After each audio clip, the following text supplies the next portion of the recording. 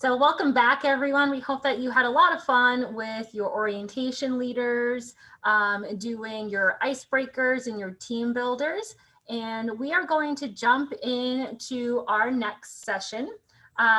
So this session is really important for you. Of course, all of our sessions during orientation are, but we really want to make sure that you understand this great new app that we have here at the college. So for those that don't know me, I am Shariva McClellan, Director of Student Life, Coordinator of Family Relations for St. Rose.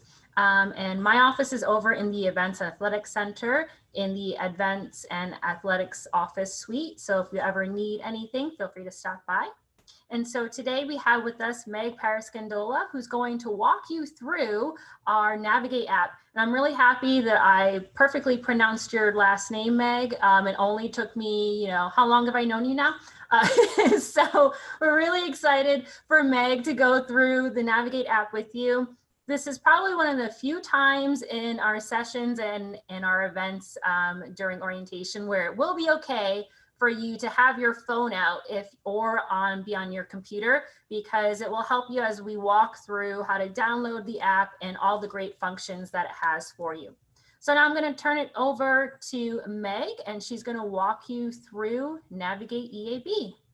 Meg. Hey everyone, thank you for taking the time to attend this session.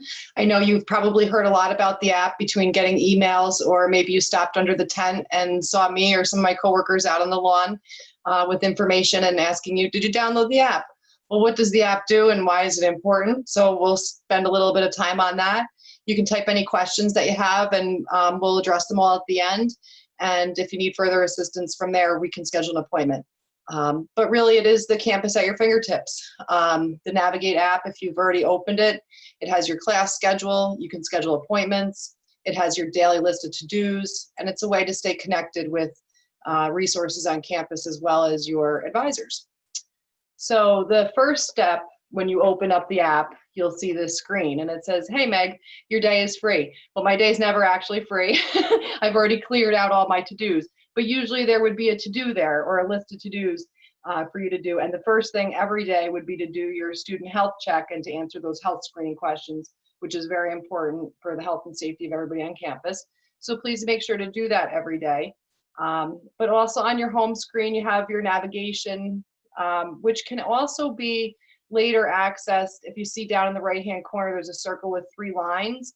That actually brings you back to that Explore menu. So if you're ever on a screen and you want to know how to get back, that's a navigation that you can use. And if you've had any trouble logging in, your login is the first part of your email, but you don't include the domain. So for me, I have a very long name, as Shariva said, but I did list an example on the bottom. It's Parascandola M and then the 812, but I would not include @stros.edu.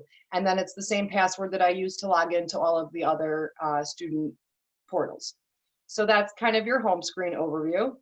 And here's the to-do list. So if we checked on that, touch that to-do button, this is where it would bring us. And here is complete the symptom self-report survey. So you would just click on the link and fill out the survey for the day. We do ask that you do it before you're actually on campus. That way, if there's an issue, you wouldn't come to campus. So you can open up the app from your dorm or your house if you're a commuter and click on that survey before you even come in. So the next very important feature is appointment scheduling. And right now, maybe you're not in a place where you're ready to schedule an appointment, but you are going to need to, at some point in the semester, to meet with your advisor to plan your schedule for next session. So that's very important, because as advisement day comes, they're going to say, have you scheduled an appointment? And this is where you would go. Now, it's not just for your advisor, though. There's lots of offices on campus, financial aid, community service, student life. So maybe there's somebody else that you need to make an appointment with. And so I've included a few screenshots, but when you go to schedule an appointment, it's going to ask you a series of questions. And so that way the app can direct you to the right office, because maybe you don't really know who you need to speak with, but you can kind of use this process of elimination to get there. So the first question it asks you is, what type of appointment would you like to schedule? And it gives you kind of the different offices on campus. I selected student development because we work in student development. And then I went, I want to be more involved in community service. How do I do that? So I selected service opportunities, and then the next screen kind of reiterates, and you just go through the steps. But it will actually bring you to the location of where your appointment should be if you continue to go through those steps. You'll get an email confirmation, and you can choose when you schedule the appointment if you want it to be virtual or in person, because many of you are using online this semester and aren't here on campus to meet with us. So you can schedule a virtual appointment. When you get the confirmation email, the link to that Zoom will be in your confirmation email. So it's not on the app itself. When you open up your upcoming appointments, you won't see that link. You actually have to go to the email. So that's an important tip to remember. But otherwise, all of the scheduling is done right there, and you can see the offices that you want to meet with and their available times. Another nice feature, especially now with COVID, is the study buddies. Say you want to meet fellow students, or maybe you're in a class where Monday you're on campus and Wednesdays you're doing it from your dorm room. Well, maybe you know that there's a few folks in your dorm that are in the same class and you want to go meet down in the common area and take the class together. So you could arrange that through study buddies. You just click on there and you select the course that you're looking for a buddy or to do a study group with, and then you just walk through the steps, and then people know, oh, hey, Meg's down in the library from 2 to 3 today. If we want to join her, we could take the class together, or we could study out for a test together. So it's a nice way to connect with students in your class, and you could also send a Zoom link through it. So maybe it's not down in the library, but you all want to study for a test on Zoom and play a game or something. So it's a nice way to connect with your peers that way. The next tab is resources. And so under resources, there are on and off campus, but also the people in your circle of success. Maybe you've heard that term throughout orientation or seen it on our website, but the on and off campus, the places is, again, where do I go to pay my bill? So you click on financial, and then you'd actually find the address on campus to the bursars or to financial aid office. I'm always hungry, so I highlighted places to eat. And I will say, while the food on campus is pretty good, there are some excellent places to eat around the campus. And so they're also included. So it's not just things that are right here. You may want to wander around the area a little bit in some of the neighborhoods and find some places. So that's a nice resource to have on there. Now, the second tab that says people, that's where you're going to find your circle of success. Now, right now, it might just have your academic or faculty advisors listed, but as we're building the app and building the program, we hope to also include your Golden Knight guides, maybe even your coaches if you're in a sport. So there will be other people that are listed there as resources as well for easy access to them. So the next part is holds. Yes, I had a hold. I'm a student at the college as well, and I was a little late paying my balance. I'm not going to lie.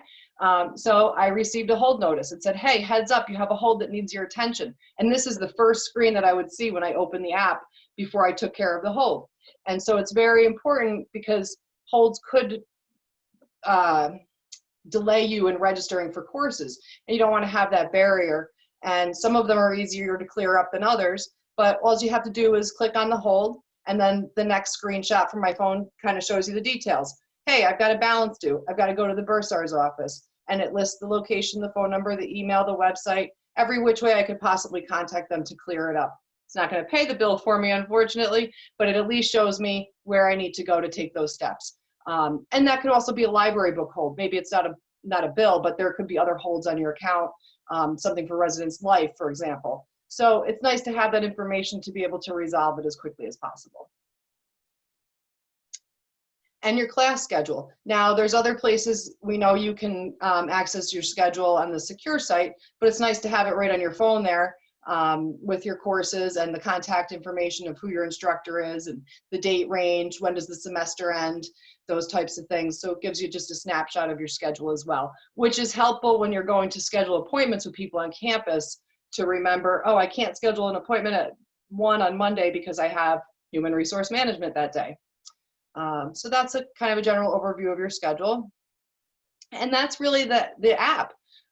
There are some settings. You can customize the app for you. And you can do that more, I think, if you go to the website than on the app itself. And I'll let you guys play around with those settings. But really the important things are make sure you do your health check every day. When you need to meet with someone, look for them for an appointment to schedule. because we really are limiting walk-ins around campus to reduce the number of people in offices at the same time. The Study Buddies is a great way to connect, whether it be virtually or on campus, to meet some new friends or people in your class.